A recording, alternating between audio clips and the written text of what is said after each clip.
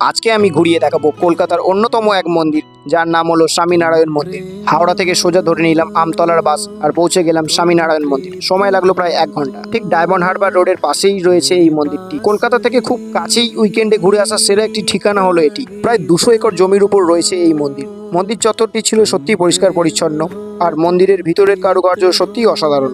এমন মনে হবে যেন দক্ষিণ ভারত বা রাজস্থানের কোনো মন্দিরে আছেন। 2014 সাল থেকে এই মন্দিরটি সর্বসাধারণদের জন্য খুলে দেওয়া হয়।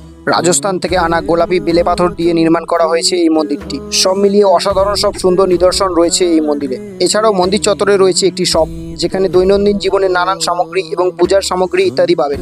আর রয়েছে একটি ক্যান্টিনও, যেখানে এলে পেয়ে যাবেন বিভিন্ন ধরনের নিরামিষ আইটেম। অবশ্যই একবার সময় বার করে ঘুরে আসুন এই স্বামীনারায়ণ মন্দির। আর এলে এই রাতের সুন্দর ভিউটা মিস করবেন না কিন্তু। তো ভিডিওটা কেমন লাগলো অবশ্যই কমেন্টে জানিও। আর এই ধরনের মিনি ব্লগ দেখতে আমার চ্যানেলটি সাবস্ক্রাইব করো। দেখা হচ্ছে পরবর্তী ভিডিওতে।